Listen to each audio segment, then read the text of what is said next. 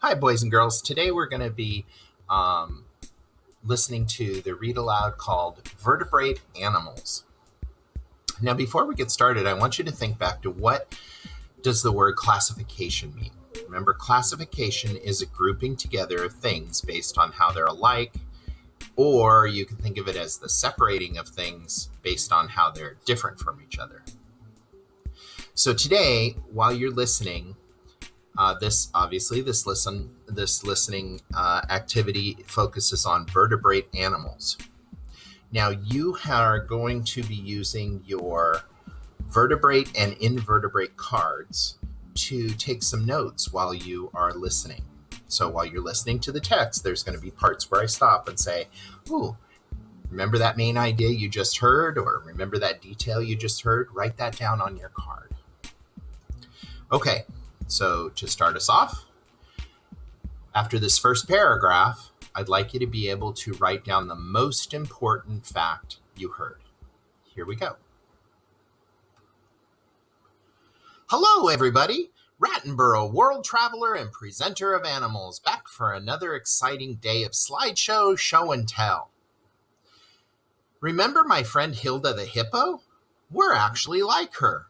Do you remember how? We're all vertebrates. That's right. Vertebrates have backbones. And animals without backbones are called invertebrates. Because you and I are both vertebrates, we'll talk about vertebrates first. Let's take a look at the hippopotamus. Okay, boys and girls, let's pause here. What did you hear in that first introductory paragraph that you should write down on your cards? Well, you should probably be writing vertebrates have backbones and invertebrates do not. You might want to pause the video and then jot those information pieces down and then press play when you're ready to move on. When you look at the outside of an animal, you can't see the backbone because it's on the inside. But sometimes you can tell where the backbone is. Under a vertebrate's skin, there's a ridge. This is the backbone, or spine, that starts near its head and runs all the way down its back to its tail. Find your backbone again. Remember those bumpy bones? Each bump you feel is a separate vertebra. They form a row from your neck all the way down to your back, to your tailbone. Your spine serves a very important purpose. Your spine protects your spinal cord, that large bundle of nerves that sends messages from your brain to every part of your body. Let's look at the backbones of the 5 animal species to which my 5 friends belong. We've seen that a hippopotamus has a backbone. Next, let's look at one of Ebenezer's fellow egrets. Its backbone, or spinal column, helps it hold its head up high and protects its spinal cord. Do you see the black dots I put on the picture? Like all egrets, Ebenezer couldn't live without his backbone. All birds have backbones, or vertebrae. Snakes don't look like they have backbones, do they? Even though snakes slither, or slip and slide along, they absolutely do have backbones. A snake's vertebrae, like anacondas, run the length of its body and swing low to the ground as its muscles help it move along the ground or climb up trees. A pair of ribs is attached to each vertebra, protecting the body parts inside the snake's body. All reptiles have backbones, so you can't always tell from the outside whether an animal is a vertebrate with a spine or backbone or whether it's an invertebrate. Well, how about fish? Would you say fish have backbones? The answer is yes. All fish have backbones, just like reptiles, birds, and mammals. It's very tricky to see, but if you took an X-ray of its body, you would see that all the other tiny bones that make up the skeleton of the fish are connected to its spine. Paolo told me that even though all fish have backbones, some fish, like sharks and stingrays, have backbones that are made of lighter and more bendable cartilage instead of hard bone. allowing them to be more flexible and travel more quickly. That leaves amphibians. Take a look at my animal friends one more time and pay close attention to the toad next to Tabitha. It's hard to tell whether, when you look at a toad's body, that there is a backbone inside. Now tell me, do all toads have backbones? Yep, they sure do. They certainly do. Toads are vertebrates too. All amphibians have backbones.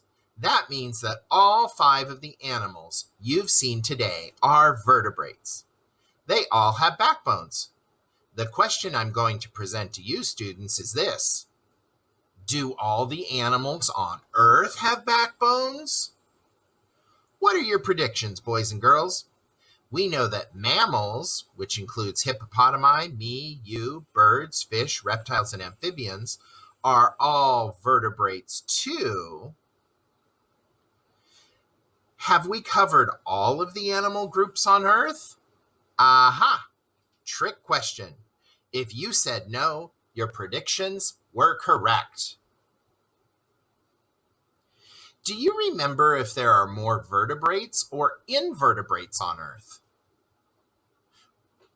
Well, look at this image that I shared with you earlier. Remember, more than 95% of all the animal species are invertebrates, and insects are the biggest group of invertebrates. And there are still so many invertebrates yet to be discovered and classified. As you can see in the image, vertebrates are actually only a tiny, teeny group here on Earth. Because we tend to think and talk mostly about vertebrates, we sometimes forget that most of the animals in the world are actually invertebrates, and most of those are insects. Think how many insects there must be on our planet. They make up 3/4 of all the species in the animal kingdom. Can you name a few of the many animals in the insect group? Can you find the fly, the wasp, the beetles, the cockroaches, the ladybugs, and the butterflies? Well, those are all insects. There sure are a lot more species of insects than there are species of amphibians or mammals or birds or fish and reptiles, all put together. Even though insects are by far the largest group of invertebrates, they are not the only invertebrates. Here's another question for you to think about. Close your eyes and pretend you're a taxonomist for a moment. Can you think of any other animals without backbones? Here's a hint. Instead of internal vertebrae, these animals have an external or outer hard body covering.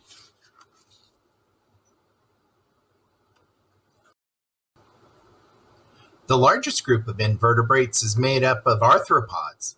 Insects make up the largest group of arthropods. Another large group of arthropods includes the arachnids. Spiders are arachnids, and so are ticks, daddy longlegs, and scorpions. Insects have 6 legs and 3 body parts. The ant in this image has very long antennae. They almost look like another set of legs.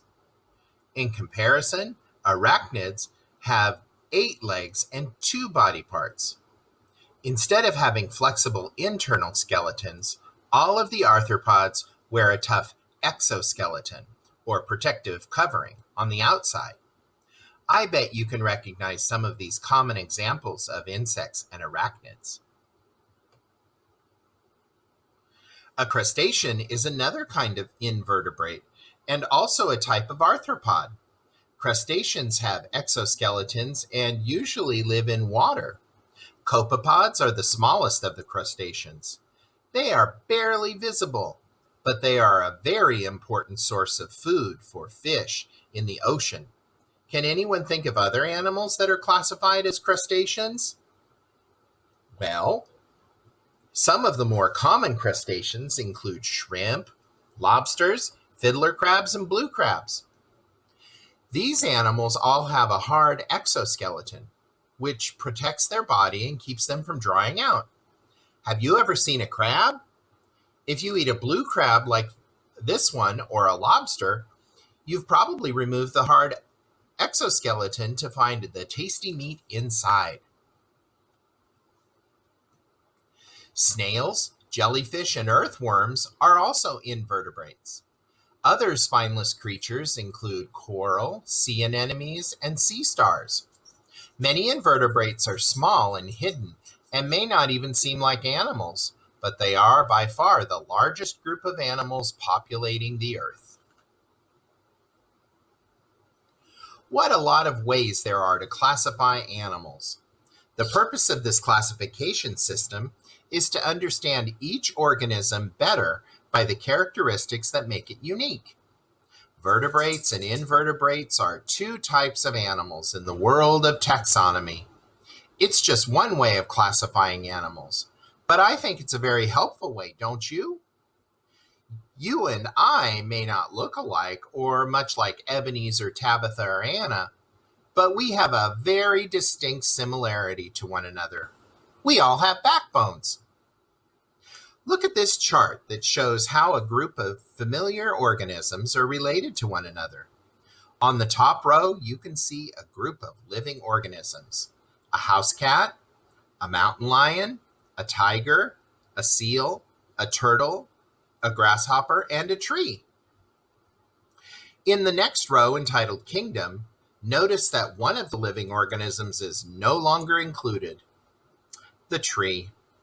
The tree actually belongs to a different kingdom, the plant kingdom. This row now shows only organisms that are part of the animal kingdom. In the next row, titled Phylum, the grasshopper is no longer included. All of the rest of the animals represented here are vertebrates, part of the Chordata phylum. In looking at the class row, you may notice that the turtle is no longer included.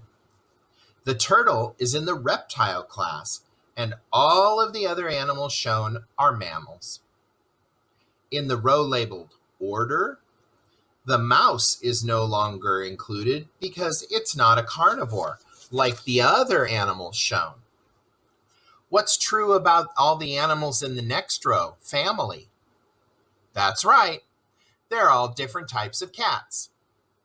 In the genus row, you can see that the house cat and the mountain lion are more closely related than the tiger, so he's been left out.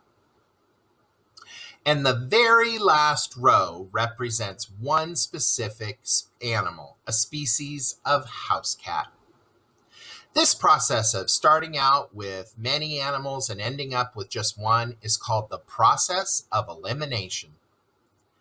As we went down the list, we eliminated or removed any animal that no longer had anything in common. All right, boys and girls, that's the end of our read aloud for today.